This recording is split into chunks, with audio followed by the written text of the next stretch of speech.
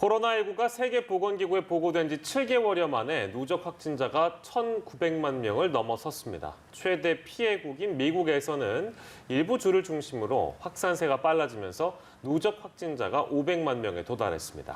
네, 레바논에서 발생한 폭발 참사의 원인이 방치된 고위험성 질산 암모늄 때문이라는 분석이 나오면서 정부의 무능력에 대한 비판이 높아져 국민들의 분노가 당국을 향하고 있습니다.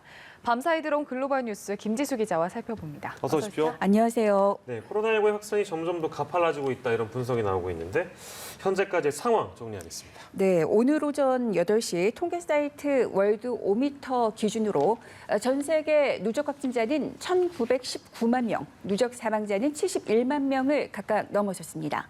확진자가 1,900만 명에 도달한 건 중국 우한의 정체불명 폐렴이 세계보건기구 WHO에 보고된 지난해 12월 31일 이후 7개월여 만입니다. 전 세계 확진자는 최근 들어 나흘에 100만 명씩 늘어나는 가파른 확산세를 보이고 있습니다. 최대 피해국인 미국에서는 누적 확진자가 500만 명을 넘어 502만여 명이 됐습니다. 플로리다, 캘리포니아, 애리조나, 뉴저지 등 일부 주에서 확산이 빨라지고 있습니다. 전 세계 코로나19 백신이 개발이 한창인 가운데 WHO는 백신이 모두 이용 가능한 공공재로 제공된다면 전 세계의 경제 회복이 더 빨라질 수 있다고 강조했습니다. 그러면서 최근 일부 국가의 백신 입도 선매 현상에 대해 우리 모두가 안전하기 전까지 어떤 국가도 안전하지 않을 것이라며 입도 선매에 대한 경계의 목소리를 냈습니다. 브라질에서는 백신 생산 시기가 예정보다 앞당겨질 가능성이 있다는 보도가 나왔습니다. 상파울루 주정부 산하 연구소장은 연방 하원에 출석해 10월 중에 백신 생산이 이뤄질 수 있다고 밝혔습니다. 해당 연구소는 지난달 21일부터 코로나19 백신의 세 번째 단계에 해당하는 임상시험을 시작했습니다. 미 국무부는 한국에 대한 여행 경보를 3단계인 여행 재고로 조정했습니다. 당초 한국에서 대구 지역에만 4단계인 여행 금지 권고였다가 전 세계에 대한 여행 금지 권고가 발표됐습니다. 최근 달러 약세로 금 선호 현상이 강해진 가운데 국제 금값이 6일에도 신기록을 세웠습니다. 뉴욕 상품거래소에서 12월 인도분 금은 전날보다 온시당 1%, 20달러 넘게 뛴 2,069달러 40센트의 거래를 마쳤습니다. 5거래일 연속 역대 최고가를 다시 썼습니다. 네, 앞서 전 세계에서 코로나19가 가파른 확산세를 보이고 있다고 했는데 특히나 관광객이 많이 찾는 유럽에서 재확산 양상이 뚜렷해지고 있다고요. 네, 그 코로나19 통제에 있어서 효과적인 성과를 낸 나라 중 하나로 꼽히는 독일도 이제 석 달 만에 신규 확진자가 1,000명을 넘어섰습니다. 휴가철에 이동이 늘어났기 때문이라고 당국은 보고 있는데요. 독일은 최근 2차 확산을 막기 위해 코로나19 위험 국가로부터의 입국자를 대상으로 공항에서 검사를 의무화했습니다. 영국에서는 북아일랜드 지역에서 코로나19가 다시 기승을 부리자 마스크 의무화를 확대했습니다. 아울러 선술집의 영업 재개를 다음 달 1일로 다시 늦추기로 했습니다.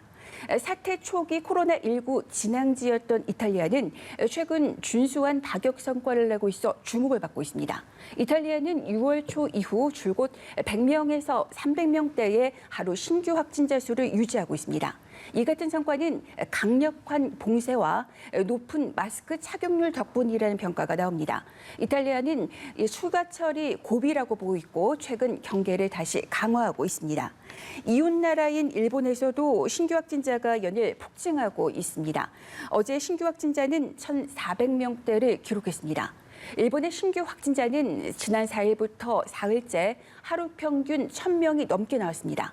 그런데도 아베 총리는 지난 4월과 비교했을 때 중증자가 현재 적은 점을 들어서 긴급사태로 대응할 상황이 아니라는 입장을 고수하고 있습니다.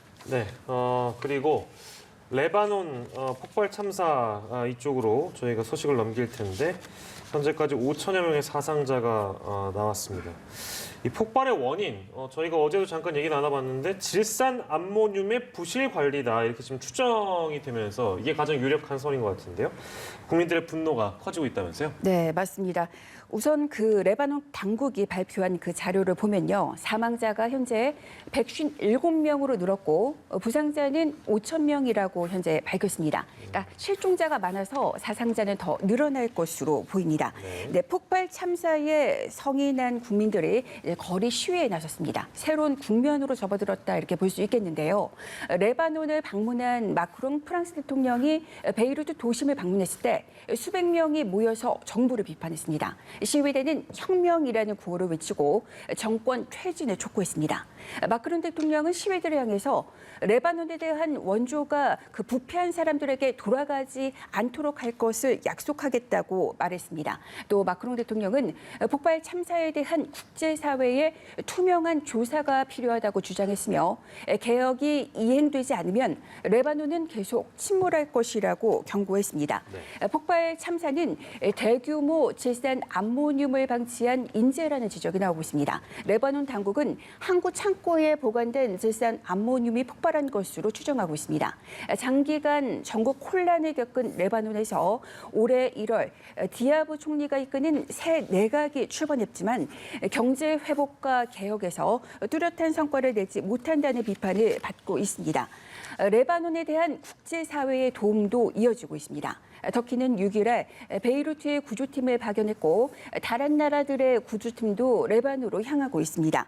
그리고 유엔이 지원하는 의료 물품 20톤을 실은 비행기도 어제 베이루트에 착륙했습니다. 네.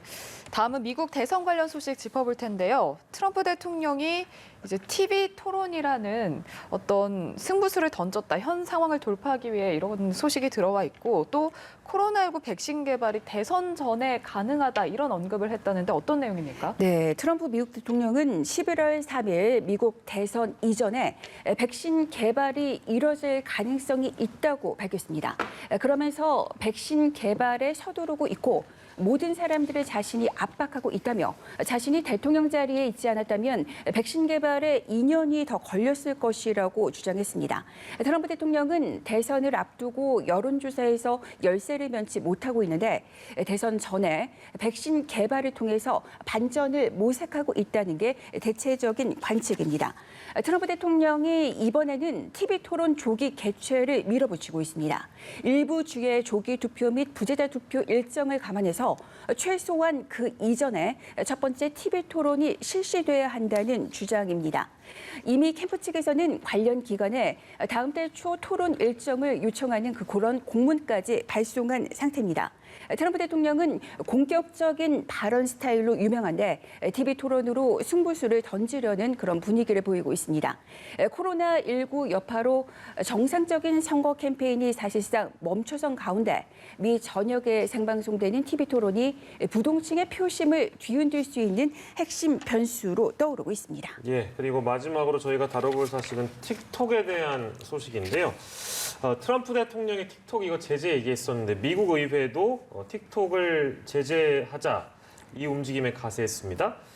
미국 의회가 법안을 통과시켰는데 그 법안의 내용은 미국에 있는 공무원들이 틱톡을 사용하지 못하게 하는 법안이라면서요? 네, 맞습니다. 우선 미국 상원은 중국 동영상 앱 틱톡과 관련해서 연방정부 공무원들의 사용을 금지하는 내용의 법안을 만장일치로 통과시켰습니다. 의회의 이번 조치는 백악관이 틱톡에 대한 퇴출 위협을 이어가는 데 이뤄진 것으로 행정부와 의회 차원의 압박이 동시에 전개되는 그런 양상입니다. 앞서 지난달 하원에서도 연방 직원들이 정부 지급기기에 틱톡 앱을 다운로드하는 것을 금지하는 법안을 통과시킨 바 있습니다. 또 이런 시점에서 키스 크라크 미국 국무부 경제차관의 발언도 주목되고 있는데요. 크라크 차관은 한국에서도 틱톡을 비롯한 중국 앱 사용이 금지되길 바라느냐는 질문에 한국이 결정할 문제라고 답을 했습니다. 즉 한국에 달린 문제라는 겁니다. 네, 여기까지 듣겠습니다. 지금까지 글로벌 브리핑의 김지수 기자와 함께했습니다. 고맙습니다.